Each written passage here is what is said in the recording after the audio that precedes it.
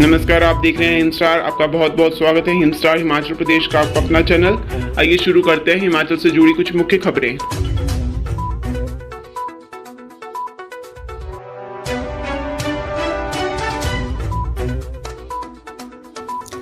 हिमाचल के सबसे बड़े जिला में 1000 कर्मचारी करेंगे मतगणना, यहीं से बनती है सरकार। हिमाचल प्रदेश विधानसभा चुनाव के लिए मतगणना 8 दिसंबर को सुबह 8 बजे आरंभ होगी। प्रशासन ने इस संबंध में पुख्ता प्रबंध किए हैं। इस संबंध में जिला उपायुक्त कार्यालय के सभागार में सभी निर्वाचन अधिकारियों के लिए प्रशिक्षण कार्यशाला का आयोजन किया गया। इस दौरान जिला निर्वाचन अधिकारी डॉक्टर निपुण जिंदल ने निर्देश दिए कि मतों की गिनती के लिए 5 दिसंबर तक मतगणना केंद्रों को तैयार कर लें। उन्होंने बताया कि मतगणना के लिए 1000 कर्मियों की सेवाएं ली जाएंगी। मतगणना कर्मियों के लिए पहली रिहर्सल 3 दिसंबर को होगी। सबसे बड़े जिले से चुने जाते हैं 15 विधायक। जिला कांगड़ा जनसंख्या के लिहाज से प्रदेश का सबसे बड़ा जिला है। राजनीति के लिहाज से भी ये जिला अहम है। यहाँ से 15 विधायक चुनकर विधानसभा पहुँचते हैं। कांगड़ा जिला के प्रदेश में सरकार बनाने में बहुत योगदान रहता है। यहाँ से जिस भी दल ने ज्यादा सीटें जीती, सरकार उसी की बनाई आई है। प्रदेश के सबसे बड़े जिले की 15 सीटों की मतगणना के लिए 1000 कर्मचारी सेवाएं देंगे। जिला कांगड़ा में 13 लाख से ज्यादा मतदाता हैं। 71.68% मतदान हुआ है। मतगणना केंद्र की वीडियोग्राफी भी हो।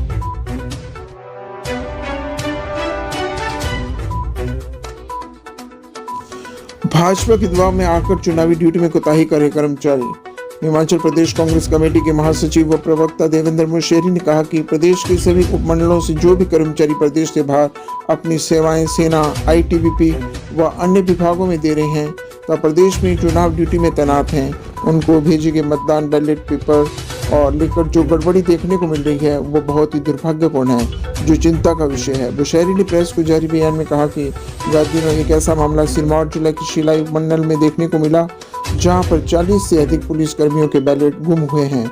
अन्य कई उपमंडलों में बैलेट पेपरों को लेकर गड़बड़ी होने की आशंका जताई जा रही है। बुशैरी ने कहा कि प्रशासन पर भाजपा इसलिए दबाव बनाने का प्रयास कर रही है क्योंकि प्रदेश के कर्मचारी भाजपा सरकार से नाराज चल रहे हैं।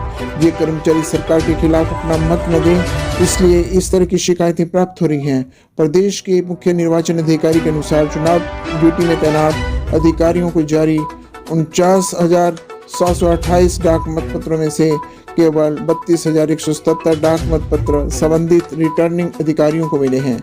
सेवारत सैन्य कर्मियों के लिए जारी 67,559 डाक मतपत्रों में से केवल 15,099 डाक मतपत्र ही अभी तक रिटर्निंग अधिकारियों को उनके कार्यालय में मिले हैं, जबकि मतगणना के लिए अब केवल 9 दिन ही शेष रह गए हैं।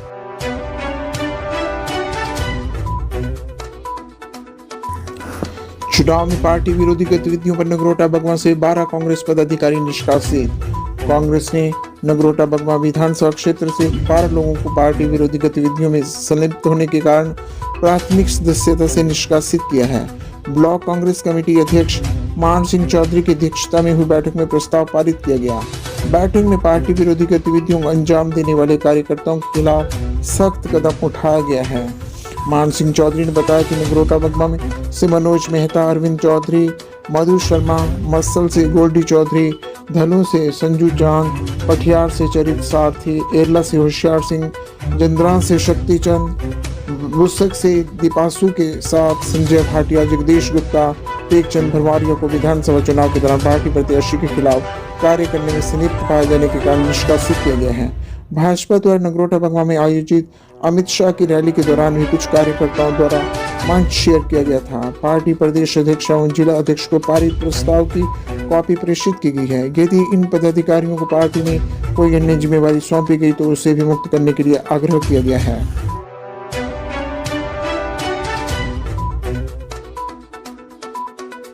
हिमाचल के डीजीपी का नशा करने वालों को संदेश, जेलों में बहुत ठंड है।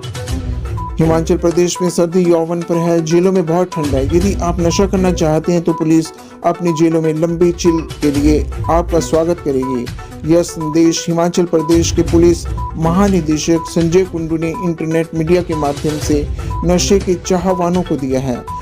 फेसबुक पर हिमाचल प्रदेश पुलिस के 99,000 फॉलोअर हैं। पुलिस ड्रग अब्यूज के खिलाफ संदेश देने के लिए इंस्टाग्राम और ट्विटर का भी प्रयोग कर रही है। एक वरिष्ठ पुलिस अधिकारी के अनुसार विचार यही है कि लोगों को नशे के प्रति जागरूक करने के लिए छोटे और स्पष्ट संदेश दिए जाएं। संजय कुंडू कहते हैं कि हिमाचल में बर्फ और सर्दी का आनंद लेने आएं, लेकिन ड्रग्स का प्रयोग न करें, वरना आपको लंबे समय तक सलाखों के पीछे रहना पड़ सकता है। एक अन्य संदेश में एक चित्र जिसमें शब्द ड्रग्स को हथकड़ी पहनाई गई है और संदेश लिखा गया कि जीवन को हाँ कहें, ड्रग्स को न कहें।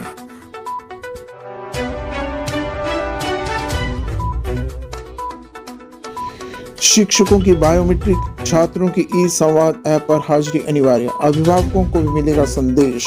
स्कूलों में शिक्षकों व विद्यार्थियों की उपस्थिति को लेकर शिक्षा निदेशालय सख्त हो गया है। विभाग ने शिक्षकों और गैर शिक्षक कर्मचारियों के लिए बायोमेट्रिक उपस्थिति अनिवार्य की है। इसका पूरा रिकॉर्ड भी ऑनलाइन रखा जाएगा। शिक्षा विभाग ने 2 साल पहले ई संवाद ऐप कार्यक्रम शुरू किया था। पहले कुछ स्कूलों में यह शुरू किया था, इसके बाद इसे पूरे प्रदेश में लागू किया गया। इसके तहत विद्यार्थियों की उपस्थिति, उन्हें मिलने वाला गृह कार्य, रिपोर्ट कार्य अभिभावकों के साथ साझा किया जाता है। अभिभावकों को भी इससे जोड़ा गया है। इसके प्रत्येक स्कूल से ई संवाद प्रभारी बनाया गया है। उपस्थिति के साथ इस ऐप का यह भी लाभ है कि डाटा जमा करने के बाद विद्यार्थियों की प्रगति के बारे में मोबाइल फोन पर संदेश अभिभावकों को भेजा जाएगा। हर जिला अधिकारी को सुबह 10:15 बजे तक विद्यार्थियों की उपस्थिति भेजना जरूरी है। ई संवाद ऐप से विद्यार्थियों के अभिभावकों के साथ शिक्षकों का प्रतिदिन संवाद हो जाता है। इसके माध्यम से 6 तरह के संदेश मोबाइल फोन पर भेजे जाएंगे। बच्चों की अनुपस्थिति, परीक्षा के आकलन, अभिभावक अध्यापक बैठक, परीक्षा की सूचना, छुट्टियों की सूचना, होमवर्क नहीं करने की सूचना सहित बच्चों की खूबियों व कमियों से संबंधित संदेश भेजे जाते हैं।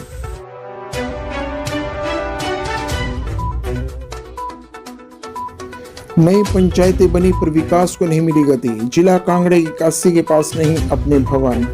बताया जा रहा है कि काशी पंचायतों में से 44 को भवन निर्माण के लिए पहली किस्त जारी कर दी है।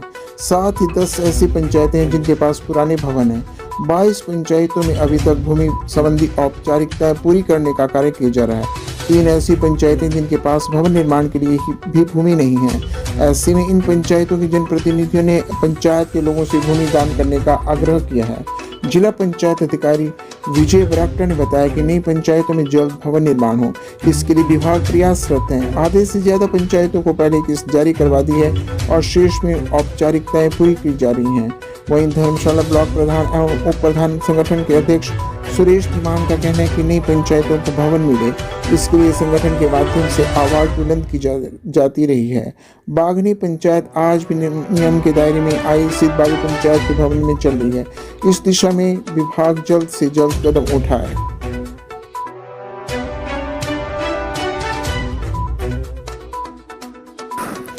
जिला कांगड़ा में सड़क हादसे रोकने के लिए प्रशासन ने बनाई योजना, ब्लैक स्पॉट पर नजर। सड़क ठीक न होना व वाहन में तकनीकी दिक्कत आना ही दुर्घटना का कारण है। सबसे ज्यादा दुर्घटनाएं मानवीय गलतियों से होती हैं। लापरवाही से वाहन चलाना और नियमों को ताक पर रखकर चलना भी सड़क हादसों का मुख्य कारण है। प्रशासन ने लंबे समय से जिला कांगड़ा में ब्लैक स्पॉट को दूर करने के लिए काफी काम किया है। सड़कों की हालत सुधारी है, वाहनों की नियमित जांच की जाती है व उनकी फिटनेस को जांचा जाता है। व्यवस्था में सुधार के लिए जिला प्रशासन योजना बना रहा है। सबसे बड़ी जरूरत अपने आप को समझने की है। जब तक हम नियमों का पालन नहीं करेंगे तब तक हादसों में सुधार नहीं होगा।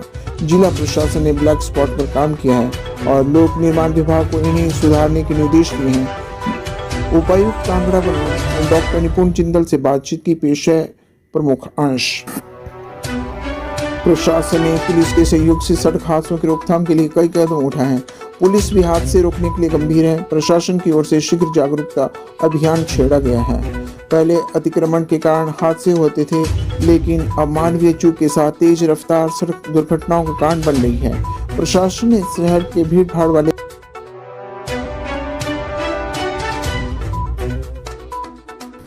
सरकारी शिक्षकों ने ट्यूशन पढ़ाई तो होंगे सस्पेंड। 3 बिंदुओं में जाने किस तरह होगी कार्रवाई। हिमाचल प्रदेश के सरकारी स्कूलों के शिक्षक अब न ट्यूशन सेंटर चला पाएंगे और न स्कूल से छुट्टी होने के बाद घर पर ट्यूशन पढ़ा पाएंगे। यदि वे ऐसा करते हैं तो उनके विरुद्ध जांच होगी। जांच रिपोर्ट के आधार पर उन्हें सस्पेंड भी किया जा सकता है।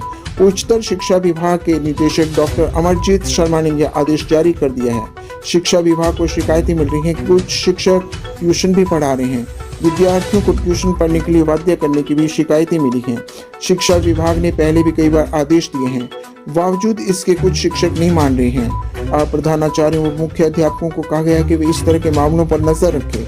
उनके ध्यान में ऐसा मामला आता है तो जांच कर उपनिदेशक को रिपोर्ट भेजें। उपनिदेशकों को भी कहा गया है कि ऐसी शिकायतों पर सख्त कार्रवाई करें। यदि प्रधानाचार्य व मुख्य अध्यापक शिक्षकों की गलती को छुपाते हैं तो उन पर भी कार्रवाई हो सकती है। कमजोर बच्चों के लिए स्कूल में लें अतिरिक्त कक्षाएं।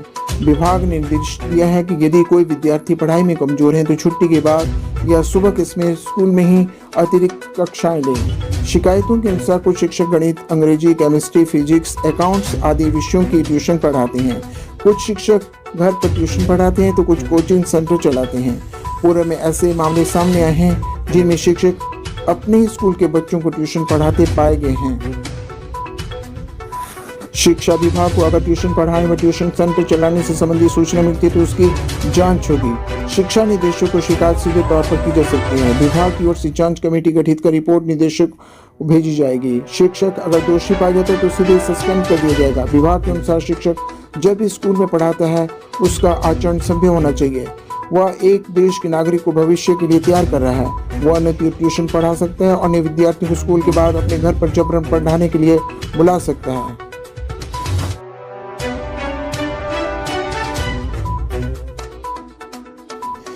बेटे को दिया जन्मदिन पर बेहतर सोच का तोहफा। पिता ने लिया नेत्रदान का निर्णय। एक सप्ताह से सोच रहा था कि बेटे को जन्मदिन पर क्या तोहफा दें। तोहफा दूंगा तो वह जल्द उसे तोड़ देगा, इसलिए मन में विचार आया कि उसे विचारों का ऐसा तोहफा दूं जो जिंदगी भर याद रखे। इसलिए बेटे के जन्मदिन पर नेत्रदान करने का निर्णय लिया। यह बात शिलाई विधानसभा क्षेत्र की अशियाड़ी टिम्बी पंचायत प्रधान अनिल चौहान ने कही। अनिल ने कहा कि व्यक्ति की जीवन दृष्टि का अपना स्थान और महत्व है। आंखें न सिर्फ हमें रोशनी देती है बल्कि हमारे मरने के बाद भी वो किसी नेत्रहीन व्यक्ति की जिंदगी में रोशनी ला सकती है।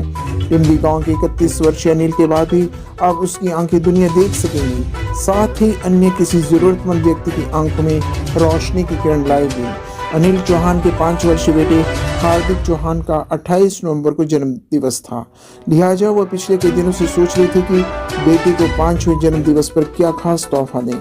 लिहाजा सोच आई कि क्यों न अपने बेटे को एक नई सोच के साथ पुनीत कार्य का उपहार दें। ऐसे में उन्होंने नेत्रदान करने का मन बनाया ताकि बेटे को भी पुनीत कार्य के लिए प्रेरणा मिल सके। वर्तमान में अनिल चौहान टिम्बी ग्राम पंचायत के प्रधान भी हैं।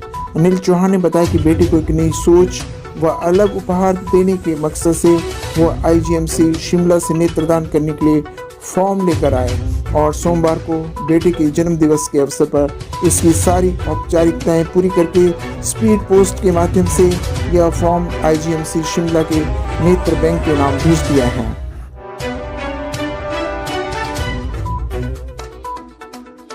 क्रिसमस व न्यू ईयर पर घूमने का मन बना रहे हैं तो करवा लें एडवांस बुकिंग। 30 से 40% कमरे बुक। क्रिसमस और न्यू ईयर पर हिमाचल प्रदेश के पर्यटन स्थलों में घूमने का मन बना रहे हैं तो एडवांस बुकिंग करवा लें।